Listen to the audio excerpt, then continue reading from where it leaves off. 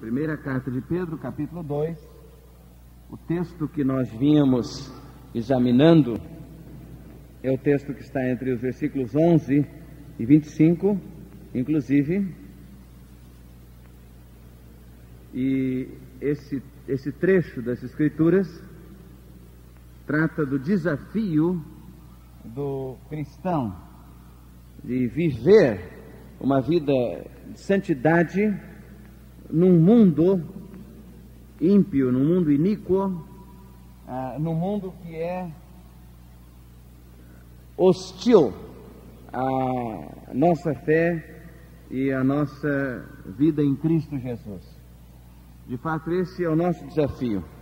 Eu chamo mais uma vez a atenção dos irmãos para o tratamento que Pedro dá aos destinatários dessa carta, em vários pontos da carta, tanto aos seus destinatários primaciais, no primeiro século, como a nós outros que somos alcançados pela mensagem dessa carta nesse século XX. Nós somos, como crentes em Jesus, designados de peregrinos e forasteiros.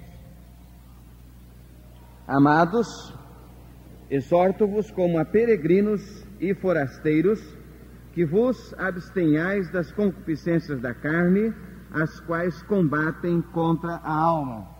E uma das observações que nós temos feito é que a vida cristã é uma vida no exílio, isto é, a vida cristã é uma vida que nós vivemos fora do nosso habitat, fora do nosso ambiente ideal. Quer dizer, vivendo nesse mundo, nós estamos vivendo fora do nosso mundo. E mais uma vez a verdade expressa pelo Senhor Jesus, lá no Evangelho segundo registrou João, capítulo 17, na oração sacerdotal, quando ele diz: não peço que os tires do mundo, mas que os livres do mal. Eles não são do mundo, como eu do mundo não sou. Por isso o mundo os odeia, porque eles não são do mundo. Nesse sentido, eu relembro que a nossa relação como cristãos com o mundo no meio do qual nós vivemos é uma relação de hostilidade. Quer dizer, nós somos inimigos do mundo. Agora, que mundo é esse a respeito do qual o Novo Testamento trata? Quando o Senhor Jesus fala do mundo, o que é o mundo? Quando o apóstolo João, na sua primeira carta, fala do mundo, o que é o mundo? O mundo aqui não é a humanidade, não são as pessoas em si. O mundo aqui não é o conjunto de seres humanos, como esta palavra é usada em outras circunstâncias. Mas o mundo aqui é este sistema no qual nós estamos inseridos. E também não é o mundo objetivo, no sentido de as coisas físicas que estão ao nosso redor, como, por exemplo, os céus, a terra, os planetas, as estrelas, não é? Os mares, os rios, os montes. Não se trata deste mundo ecológico, mas trata-se desse sistema no qual nós estamos inseridos. É um sistema de ideias, é um sistema de valores, é um sistema que tem uma mentalidade. E a respeito disso a palavra de Deus diz: o mundo jaz no maligno. O compromisso desse sistema no meio do qual nós estamos é um compromisso com Satanás, é um compromisso com o maligno. O diabo comanda esse sistema que ele mesmo criou. Deus criou o mundo objetivamente, ele criou os céus, a terra, todas as coisas. Deus criou o homem, quer dizer, ele criou a humanidade. Mas o diabo veio e contaminou a humanidade e o mundo, impondo esse sistema por causa do pecado. É o sistema onde impera o egoísmo, é o sistema onde impera a inveja, é o sistema onde impera a desonestidade, é o sistema onde impera a imoralidade, é o sistema onde impera a corrupção. Esse sistema no meio do qual nós estamos. E a nossa luta é contra esse sistema, amém, irmãos? Que é um sistema dirigido por Satanás. O mundo está no maligno, mas o apóstolo João, no capítulo 5 da sua epístola, ele vai dizer: esta é a vitória que vence o mundo. Qual é? A nossa fé. Essa é a vitória que vence o mundo, a nossa fé. Qual é o mundo que a nossa fé vence? É o mundo sistema. Esse sistema que nos envolve, esse sistema de valores, de ideia, de mentalidade, que quer fazer com que nós hajamos, com que nós atuemos, com que nós nos comportemos de acordo com a vontade de Satanás. E a esse sistema nós somos hostis. Deste sistema nós somos inimigos. Esse sistema está em posição de hostilidade com relação a nós. O próprio apóstolo João, na sua primeira epístola, no capítulo 2, nos versos 15 a 17, trata desse mundo, esse mundo sistema. Ele diz assim: não ameis o mundo, nem o que no mundo há. Se alguém ama o mundo, o amor do Pai não está nele. Porque tudo o que há no mundo, a concupiscência da carne, e Pedro tratava da concupiscência da carne lá naquele mesmo texto. Lembram-se? Que nós estávamos lendo, vamos ler mais uma vez agora. A concupiscência da carne, a concupiscência dos olhos, a soberba da vida, não vem do Pai, mas sim do mundo. Ora, o mundo passa. Esse sistema vai ser derrotado pelo Senhor Jesus Cristo. Ele será declarado Rei dos Reis e Senhor dos Senhores. Esse sistema mundo está destinado ao fracasso. Esse sistema mundo está destinado à bancarrota. Esse sistema mundo será destruído por Deus. Amém? Quando Jesus voltar, esse sistema será derrotado. Hoje pode parecer que esse sistema mundo esteja prevalecendo, esteja vencendo. Mas como é que o crente vence o mundo? 1 João, capítulo 5. A mesma primeira epístola de João, capítulo 5, ele diz no versículo de número 5: quem é que vence o mundo, senão aquele que crê que Jesus Cristo é o Filho de Deus? Então é o crente que vence o mundo. Isso significa, o crente não precisa se submeter aos caprichos do mundo. O crente não precisa se submeter à vontade do mundo. O crente não precisa se submeter à moda que impera no mundo. Nesse sentido, o crente é um reacionário. Nesse sentido, o crente é um revolucionário. E é por isso que o crente é visto como lá em Atos 17, quando chegaram os crentes, os apóstolos pregando o Evangelho, a reclamação das pessoas ali em Tessalônica foi esta: esses que têm transtornado o mundo chegaram também aqui. Transtornado o mundo significa transtornado esse sistema. Esses que combatem contra esse sistema, esses que estão contra esse sistema mundo, chegaram aqui. Eles querem virar tudo de pernas para cima agora. São os crentes. Nesse sentido, esta é a grande revolução que o Evangelho propõe. Através da transformação das nossas vidas, nós influenciamos para transformar o mundo. Por isso que Paulo diz lá em Romanos 12, verso 2, não vos conformeis a este mundo, mas transformai-vos pela renovação do vosso entendimento, ou da vossa mente, para que experimenteis qual seja a boa, agradável e perfeita vontade de Deus.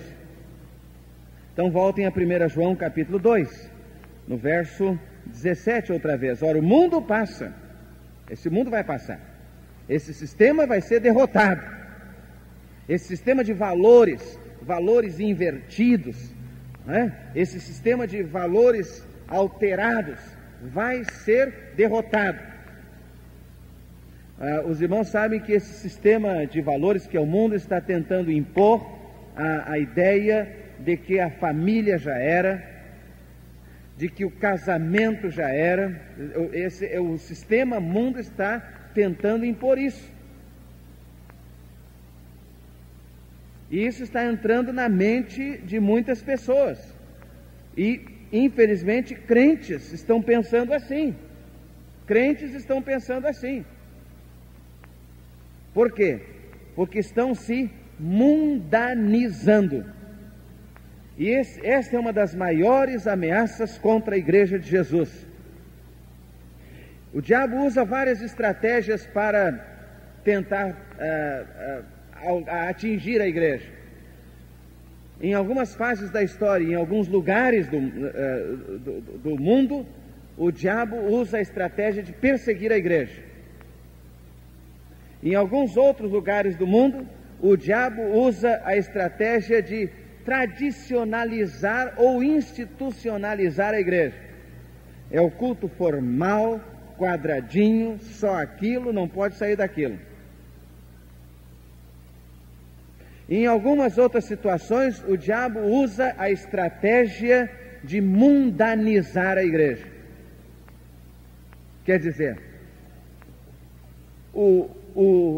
a mentalidade do mundo começa a invadir a igreja.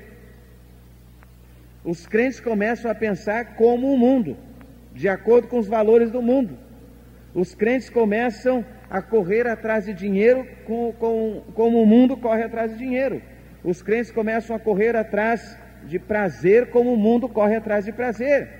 Os crentes começam a aceitar corrupção, os crentes começam a aceitar imoralidade, eles começam a aceitar impureza em suas vidas, e eles começam a pensar do jeito que o mundo pensa. E esse é um processo de mundanização da igreja, que é um dos maiores riscos para a igreja de Jesus. E alguém já disse que isso pode se comparar, em termos de estratégia, ao seguinte: uma forma como o inimigo às vezes nos atinge é com seus mísseis de longe atirando em cima da igreja. Outra forma como o inimigo nos tenta atingir é trazendo as bombas e colocando dentro da igreja para implodir a igreja. E os dois métodos são perigosos, mas eu acho que esse segundo é mais perigoso, porque às vezes nós não percebemos. Ele vai nos envolvendo, nós pensamos que está tudo bem, e as bombas estão colocadas como minas, em posições, em lugares estratégicos, e daqui a pouco implodem todo.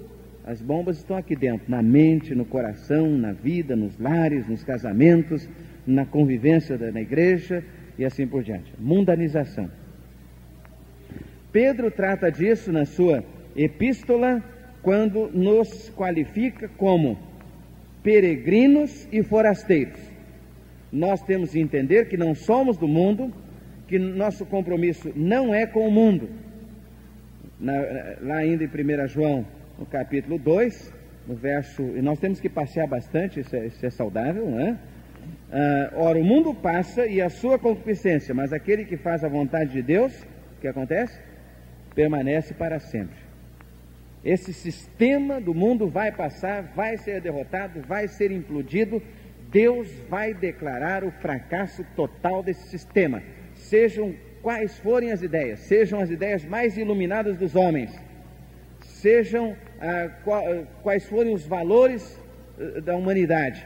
Esse sistema de valores chamado mundo vai ser derrotado pelo Senhor Jesus Cristo. Você crê nisso? Amém, irmão? Nós cremos nisso. Às vezes a impressão é que o mal está vencendo o bem, mas isto, por todos os meios e por todas as perspectivas de observação, é absolutamente impossível. O mal não pode vencer o bem. Nem filosoficamente se pode aceitar isso, nem do ponto de vista da lógica se pode aceitar isso, nem do ponto de vista espiritual e religioso. É o bem que tem de vencer. Então, aparentemente, o mundo está vencendo. Parece que a corrupção está imperando. Quando nós olhamos para o nosso país, nós vemos a corrupção imperando. Parece que quem é corrupto é que se dá bem nesse país. Nós vemos o tráfico de entorpecentes, para não falar no tráfico de influência.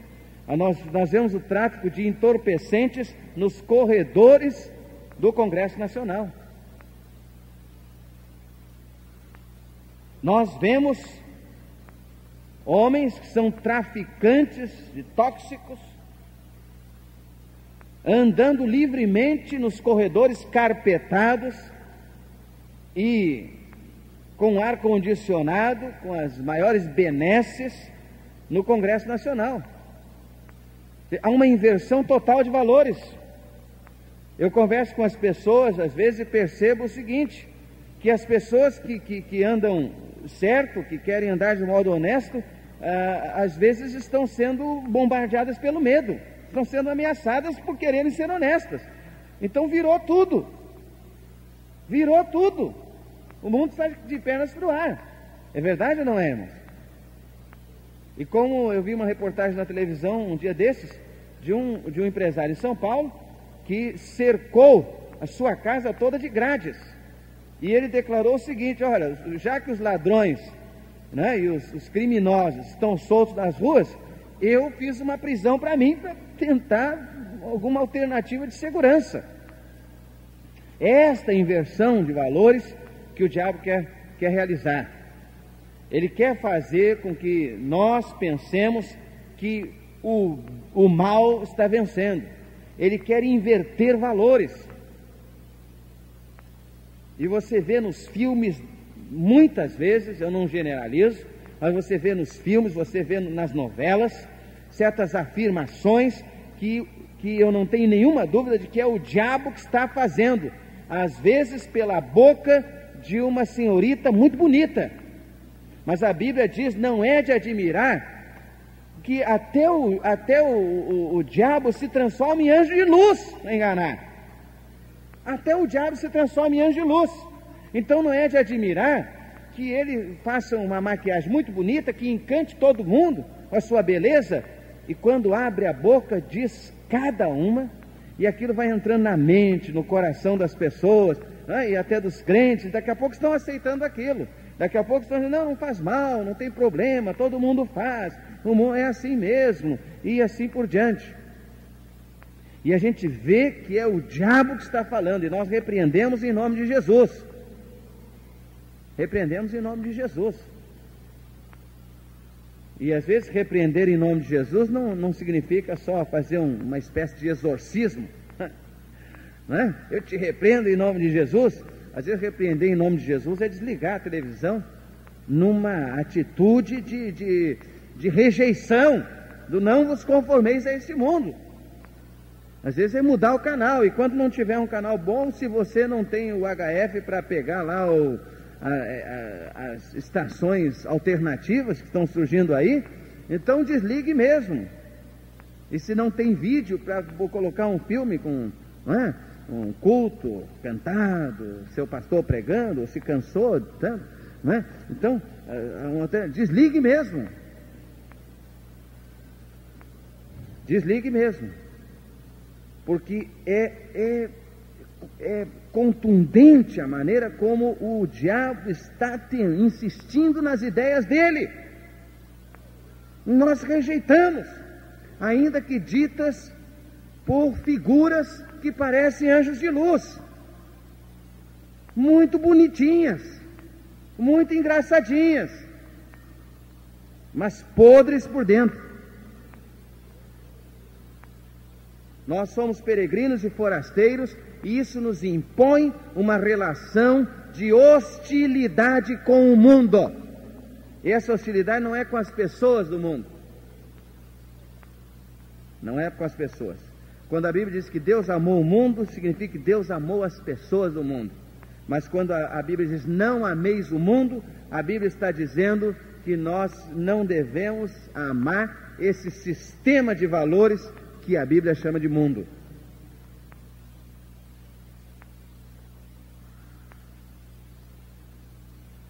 Tendo o vosso procedimento, verso 12, correto entre os gentios, quer dizer, no meio das pessoas deste mundo, para que naquilo em que falam mal de vós, como de malfeitores, observando as vossas boas obras, glorifiquem a Deus no dia da visitação. Sujeitai-vos a toda a autoridade humana por amor do Senhor, quer ao rei como soberano, quer aos governadores como por ele enviados para castigo dos malfeitores e para louvor dos que fazem o bem, porque assim é a vontade de Deus, que fazendo o bem façais emudecer a ignorância dos homens insensatos, como livres e não tendo a liberdade como capa de malícia, mas como servos de Deus. até aqui nós tínhamos vindo na semana passada. Eu creio que é importante nós pararmos um instante aqui. O perigo de nós tomarmos a liberdade como capa de malícia. Às vezes, com o pretexto de que nós somos livres, nós achamos que podemos fazer qualquer coisa. E não é esse o ensino das Escrituras Sagradas. A liberdade em Cristo não nos libera para fazermos o que quisermos. A liberdade em Cristo nos libera para fazermos a vontade de Deus. Por quê? Porque antes, quando nós ainda não éramos livres, quando nós éramos escravos do pecado, nós fazíamos aquilo que o diabo mandava. E o Senhor Jesus esclarece esse assunto lá no Evangelho segundo registrou João, no capítulo 8, os versos 30 a 36, quando ele está argumentando sobre a questão da liberdade com os judeus. O Senhor Jesus Cristo, então, ele está ensinando: conhecereis a verdade, e a verdade vos libertará. Então, os judeus dizem: mas como dizes tu, sereis livres? Nós nunca fomos escravos de ninguém, nós somos filhos de Abraão, nunca fomos escravos de ninguém, como é que tu estás dizendo que nós vamos ser livres? E o Senhor Jesus dá a síntese da questão da liberdade dentro do pensamento evangélico, do pensamento do Novo Testamento, quando ele diz: todo aquele que comete pecado é escravo do pecado. Todo aquele que comete pecado é escravo do pecado. E esta é a situação daquele que não tem Cristo. Ele é escravo do pecado. É escravo do pecado. Mas quando nós aceitamos a Cristo, nos arrependemos dos nossos pecados, somos libertos do pecado, então agora nós somos livres para fazer a vontade de Deus, porque esta é a nova inclinação dos nossos corações. O profeta diz que o Senhor escreveria a sua lei em nossos corações. Isso significa, quando você crê em Cristo, nasce de novo por causa de crer em Cristo, torna-se uma nova criatura, a sua natureza mais interior é transformada, e agora a sua inclinação natural não é mais para o pecado, mas a sua inclinação é para a vontade de Deus. E aí voltamos a 1 de João, capítulo 2, verso 16. O mundo passa e a sua concupiscência, mas aquele que faz o quê? A vontade de Deus permanece para sempre. Lembram-se do conceito de concupiscência que nós estudamos aqui? Concupiscência é uma atração humanamente irresistível. Quer dizer, é aquela tentação que vem dos nossos membros, da nossa carne, é o nosso interior, é a nossa carne clamando por prazeres, e humanamente nós não temos como vencer essa tentação. Não temos, humanamente não temos. É a concupiscência da carne, né? Esse desejo humanamente irresistível. É o pecado que está nos dominando. Mas em Cristo nós agora temos uma nova inclinação, não mais para a concupiscência da carne, mas para fazer a vontade de Deus. E aquele que faz, o mundo passa e a sua concupiscência, mas aquele que faz a vontade de Deus permanece para sempre. Então nós não podemos usar a liberdade como capa de malícia, quer dizer, encobrir a malícia interior com o pretexto da liberdade. Eu sou livre, eu faço o que quero, o Evangelho diz que eu sou livre, eu posso fazer o que quero. Não é assim. A liberdade tem que envolver responsabilidade. E só estão amadurecidos para o exercício da liberdade aqueles que têm um compromisso que signifique responsabilidade cristã.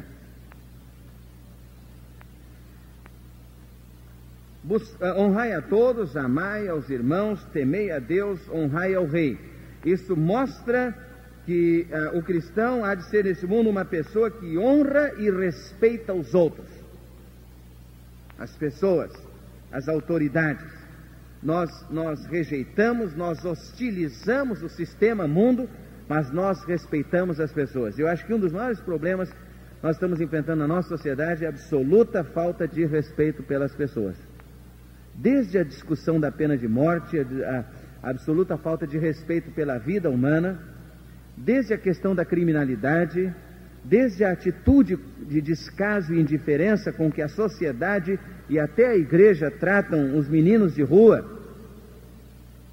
os anciãos, os deficientes físicos e tantos outros grupos que são marginalizados e são tratados com absoluto desrespeito. Um dos maiores problemas da nossa sociedade é o desrespeito.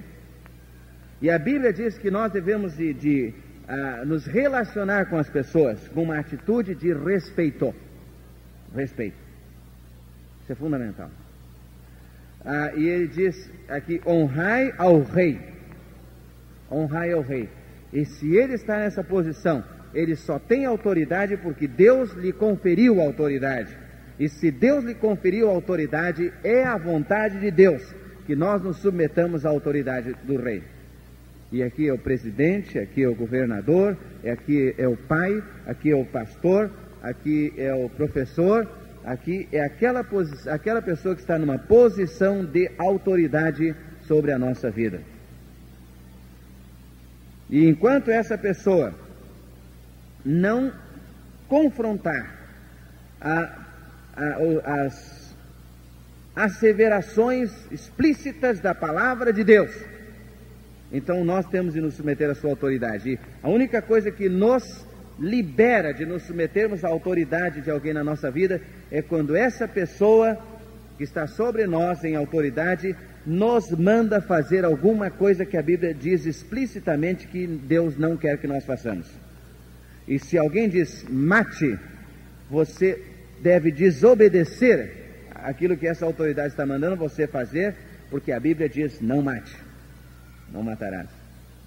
Se alguém diz roube, você não é obrigado a atender aquilo que essa autoridade está mandando você fazer, porque a Bíblia diz não furtarás. E assim por diante. Mas o respeito é fundamental e a submissão à autoridade é fundamental. Vós servos, então ele passa a tratar nesse novo trecho da questão da postura dos servos.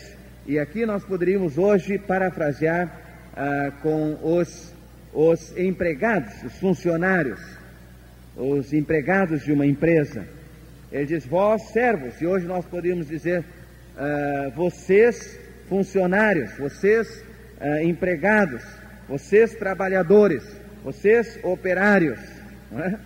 Vós servos, sujeitai-vos com todo o temor aos vossos senhores, não somente aos bons e moderados, mas também aos maus, porque isto é agradável, que alguém por causa da consciência para com Deus suporte tristezas, padecendo injustamente. E uma das questões mais sérias da nossa sociedade moderna chama-se relação entre patrões e empregados. Vocês estão vendo isso e nas próprias negociações das câmaras de negociação do governo, com os vários segmentos da economia nacional, nós estamos vendo que um dos grandes problemas é quando o governo tem de se colocar como interlocutor entre os patrões e os empregados. A briga é séria, não é verdade? Esse é um dos grandes problemas sociais do nosso país. A injustiça. E nós não podemos generalizar. Mas eu conheci um crente batista, pastor, fazendeiro, já morreu, era fazendeiro aqui no interior do nosso estado, muito amigo meu, e ele pagava os seus operários, os seus peões, os seus funcionários, assinava a carteira, pagava adequadamente, pagava os direitos que aquelas pessoas tinham e assim por diante. E ele começou a ser hostilizado pelos outros fazendeiros da região, que começaram a procurá-lo e pressioná-lo. É o seguinte: você dá todos esses direitos aos seus peões e os nossos vão querer começar a exigir a mesma coisa. E nós não estamos dispostos a dar isso. Então, na realidade, quando o crente quer assumir uma postura adequada, ele vai sofrer pressões, porque nós estamos vivendo num mundo que não é o nosso reino, não é o nosso mundo. Nós somos aqui forasteiros e peregrinos. Nós estamos vivendo num mundo cujo sistema de valores é diferente do sistema de valores do reino. O sistema de valores do reino de Deus inclui o quê? Honestidade, inclui sinceridade, inclui respeito, inclui justiça e tantas outras coisas mais. E um dos problemas porque o Brasil não vai para frente e não prospera, também não prospera economicamente, é porque as pessoas não querem colocar esses valores como valores prevalecentes nos nossos relacionamentos. E por isso há tanta dificuldade. Os empresários não querem perder, os operários não querem perder, ninguém quer perder, os atravessadores não querem perder, e assim o nosso país tem dificuldade de ir para frente. E não irá para frente enquanto Jesus não for o Senhor de cada coração, por causa disso. Porque só Jesus é que pode transformar o homem. Só Jesus é que pode dar um novo dimensionamento de valores, em que mais importante do que a riqueza ilícita, mais importante do que a riqueza injusta, desonesta, é, de fato, a consciência tranquila. E é disso que Pedro trata quando ele diz: porque isto é agradável, que alguém, por causa da consciência para com Deus, suporte tristezas, padecendo injustamente. Então Pedro está dizendo o seguinte: vocês são forasteiros e peregrinos, vocês estão no meio dos gentios, vocês estão no meio de um sistema de valores que é hostil ao sistema do reino de Deus. Então, quando vocês forem agir com justiça, com honestidade, com pureza, com santidade, vocês vão ser perseguidos, vocês vão ser pressionados, mas não abram mão dos seus valores, dos valores do reino. Não se acovardem por causa disso. Paguem o preço disso, de manterem uma consciência pura diante de Deus. Paguem o preço. E sabe, um dos problemas do nosso país então passa a ser este: que os crentes não estão querendo pagar o preço de serem diferentes, que os cristãos não estão querendo pagar o preço. Esse é um problema. Pois que glória é esta, se quando cometeis pecado e sois por isso esbofeteados, sofreis com paciência? Vocês estão sofrendo justamente. Mas se quando fazeis o bem sois afligidos, os sofreis com paciência, isso é agradável a Deus. Vejam a importância que o Evangelho dá nos critérios do reino à justiça, à honestidade, ao respeito, aos padrões do Evangelho, não é? De modo que a boa consciência seja preservada. Isso é o mais importante. E quando você já tiver vivido bastante, olhar para trás, talvez você diga: eu tinha tudo para ficar rico, não fiquei rico, mas a minha consciência está tranquila. Amém? Isso é o mais importante. Porque tem muita gente rica que prosperou, e eu não estou generalizando, mas tem muita gente rica que prosperou esmagando os outros. Tem muita gente rica que prosperou matando pessoas, e quando não matou com revólver, com espingarda, com escopeta, matou de fome, às vezes pela injustiça, não é? E de outras formas indiretas de homicídio. Não vale a pena. Agora, o mundo só será influenciado quando nós, que somos sal da terra e luz do mundo, tivermos coragem para nos posicionar assim, no dia a dia. Agora, sabe o que acontece? É que hoje a gente pensa, mas é difícil, é ruim, hein? Não é isso? É ruim, hein, pastor? Sabe por quê? Porque esse sistema mundo já nos influenciou de tal modo que nós achamos que nós não tem jeito, nós temos de fazer o que o mundo faz. E esse é o grande equívoco. E a essa altura, Pedro nos chama a olharmos para o exemplo do Senhor Jesus Cristo e seguirmos o seu exemplo. O Senhor Jesus é um exemplo de alguém que se insurgiu contra os valores do mundo, porque ele dizia: eu não sou do mundo, por isso o mundo me persegue. Então ele chama o exemplo do Senhor Jesus Cristo, que é o nosso maior exemplo e a nossa maior inspiração. Agora, vocês lembram como terminou o exemplo de Jesus Cristo? Terminou numa cruz. E por isso o Senhor Jesus disse: olha, se o mestre de vocês é perseguido, maltratado, não esperem vocês serem tratados de forma melhor do que esta. Se o próprio mestre é perseguido, vocês que são os discípulos vão querer ter uma situação melhor do que o mestre? Por que ele foi jogado na cruz? Por que ele foi hostilizado? Em síntese, porque ele não concordou com o mundo, não é? Foi isso. Agora o que diz? Porque para isso fossem chamados. E lembram que Pedro está tratando lá no primeiro capítulo, logo nos primeiros versículos, está dizendo que nós somos chamados, eleitos, chamados segundo a presciência de Deus. Agora ele vai dizer o sentido dessa vocação, o sentido desse chamamento de Deus. Porque para isto fossem chamados, porquanto também Cristo padeceu por vós, deixando-vos o exemplo, para que também sigais as suas pisadas. Ele deixou o exemplo, nós seguimos as pisadas dele. Agora, se você seguir as pisadas de Cristo, onde é que você vai terminar? No Calvário, no Getsêmani, no Calvário. Não há outro caminho. Por isso o Senhor Jesus disse, Mateus 16, 24: se alguém quiser vir após mim, negue-se a si mesmo, tome cada dia a sua cruz e siga-me.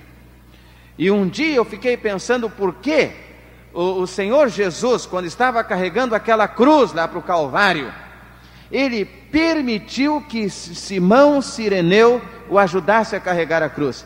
Eu ficava pensando, por que Jesus permitiu? Qual era o sentido disso?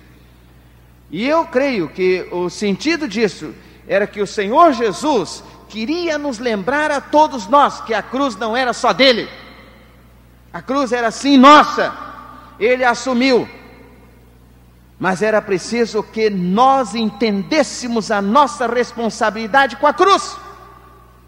Simão Cireneu, como de resto todos nós que cremos em Jesus, ele não tinha o direito de ficar apenas assistindo o sofrimento e o sacrifício de Jesus. Nós como cristãos não temos o direito de sermos meros contempladores do sacrifício de Cristo. Nós como cristãos não temos o direito de sermos meros assistentes do sacrifício de Cristo. Nós como cristãos não temos o direito de nos limitarmos apenas a aplaudir. Muito bem, Jesus, muito bem, aleluia. O Senhor carregou muito bem a cruz, e obrigado, Jesus, que o Senhor morreu na cruz por mim. Nós não temos o direito de ficarmos como simples assistentes. Ser cristão é ser participante dos sofrimentos de Cristo. E é o que Pedro lembra aqui, e os senhores vão ver que ele evoca Isaías 53, um texto clássico, profético, escrito pelo profeta Isaías 700 anos antes de Cristo, mas que é sem dúvida uma das melhores fotografias, e dizendo em termos bem modernos, uma das melhores filmagens do sacrifício de Jesus na cruz. Que exemplo é esse que devemos seguir? Pedro evoca o exemplo de Jesus em Isaías 53, dizendo, ele não cometeu pecado. Primeiro, ele já tinha uma vantagem sobre nós, ele não cometeu pecado, nós cometemos. Portanto, não há dúvida de que o sofrimento dele não foi sofrimento por causa de pecado que ele tivesse cometido. Pedro está tratando disso nessa epístola. Se vocês sofrem porque cometeram pecado, isso não tem virtude alguma. Mas se vocês sofrem por cometerem a justiça, então é aí que está a virtude, não é? Então ele não cometeu pecado, nem na sua boca se achou engano. Sendo injuriado, não injuriava, e quando padecia, não ameaçava, mas entregava-se àquele que julga justamente, levando ele mesmo os nossos pecados em seu corpo sobre o madeiro, para que, mortos para os pecados, pudéssemos viver para a justiça, e pelas suas feridas fosse sarados. Leia lá Isaías 53, de 1 a 6, e você vai ver a profunda relação que existe entre Isaías 53 e esse texto que nós estamos analisando. Entre outras coisas, Jesus não se auto-justificou, ele foi como ovelha muda perante os tosqueadores, ele não abriu a sua boca, isso está lá em Isaías 53, ele foi ferido, a Bíblia diz, pelas suas feridas fosse sarados, isso tudo está lá em Isaías 53, certamente Pedro, ao escrever esse texto, aqui da sua primeira epístola, ele está com Isaías 53 diante dos seus olhos, certamente. Portanto, o exemplo de Cristo, que nos mostra que nós não temos como cristãos o direito de sermos meros contempladores do sacrifício de Cristo, do seu sofrimento. Nós temos de ser pessoas envolvidas com o seu sofrimento, e a parte que nos cabe do sofrimento de Cristo é levarmos a nossa cruz. O que foi cruz para Cristo é cruz para nós também. O fato de sermos aborrecidos por causa da justiça, de andarmos na presença do Senhor, de sermos comprometidos com o nome do Senhor. Agora Pedro termina dizendo, termina esse capítulo, no caso, foi assim dividido, porque éreis desgarrados como ovelhas. Ele está aqui ainda em Isaías 53, claramente, não é? Vamos ver lá a citação. Mas agora tendes voltado ao pastor e bispo das vossas almas. E uma das coisas impressionantes em Pedro é que ele mostra o que nós éramos e o que nós somos. Lá no capítulo 2 ainda, no versículo 10, ele diz: vós que outrora nem erais povo, e agora sois povo de Deus. Vós que não tinhas alcançado misericórdia, e agora tendes alcançado. O passado e o presente contínuo, permanente, agora na vida do crente em Cristo Jesus. Nós éramos ovelhas desgarradas, porque éreis desgarrados como ovelhas, mas agora tendes voltado ao pastor e bispo das vossas almas. Como é o nome desse pastor e bispo? Jesus Cristo.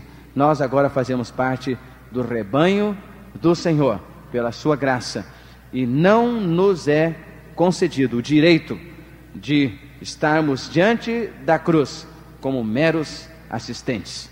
Nós temos de ser coadjuvantes com o Senhor Jesus neste sofrimento da cruz, porque fomos crucificados com Cristo. Gálatas 2:19, parte B. Já estou crucificado com Cristo, e porque ele disse: se alguém quiser vir após mim, negue-se a si mesmo, tome cada dia a sua cruz e siga-me. Não existe cristianismo sem cruz. Não existe cristianismo de mera assistência. Não existe cristianismo de mera contemplação. Existe sim cristianismo de compromisso, de envolvimento, cristianismo em que nós assumimos o preço, pagamos o preço de sofrermos por sermos crentes em Jesus. Estas são as implicações na nossa condição de peregrinos e forasteiros neste mundo, isto é, vivendo no meio desse sistema que está no maligno, mas do qual somos inimigos, porque somos inconformados com o mundo e porque vamos viver aqui de modo a influenciar a transformação desse sistema. Vamos baixar a nossa cabeça. Nessa noite eu quero desafiá-lo, perguntar-lhe mesmo: tem sido você um mero assistente do episódio da cruz? Fica você só olhando Jesus carregando a cruz? Ou você quer assumir a posição de Simão Cireneu? Senhor, eu quero participar deste carregar da cruz. A cruz também é minha. Ela, antes de tudo, é minha mesmo. E tu a tens tomado pela tua graça e pelo teu amor, porque eu não suportaria carregá-la sozinho, e porque não adiantaria de nada a minha morte na cruz em meu próprio favor, já que eu sou pecador, mas tu não cometeste pecado, morreste na cruz, derramaste o teu sangue, e por isso, Senhor, eu quero hoje reafirmar o meu compromisso contigo. Eu quero reafirmar que eu estou disposto a carregar a cruz para andar na tua presença e para influenciar o mundo. E se você ainda não é um crente em Jesus, eu quero desafiá-lo hoje a olhar para Cristo e ver o que Ele padeceu por você e dizer: Jesus, eu não quero ficar como um simples assistente, eu quero ser um cristão, eu quero assumir a cruz, eu te recebo como meu Salvador, Senhor da minha vida. Arrependo-me dos meus pecados, liberta-me, Senhor, lava-me no sangue que derramaste na cruz.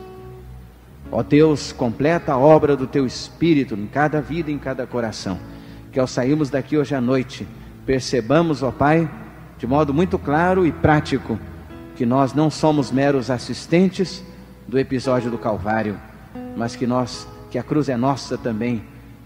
Melhor que isso, a cruz antes de tudo é nossa, que o Senhor assumiu por causa do seu amor e da sua graça, mas que nós não podemos ficar alheios ao compromisso da cruz. Isso vai significar, ó Deus, que o mundo muitas vezes vai nos perseguir, vai nos pressionar, vai nos hostilizar, mas nós não queremos a amizade do mundo, porque o mundo passa e a sua concupiscência, mas aquele que faz a vontade do Senhor permanece para sempre. Nós queremos estar bem com o Senhor e agradar ao Senhor. Ajuda-nos nisso, ó Pai, nesse recompromisso desta noite, nesse retorno ao primeiro amor. E para aqueles que hoje entregam as suas vidas a Cristo, ajuda-os na sua decisão nesse sentido. No precioso nome do Senhor Jesus nós oramos. Amém.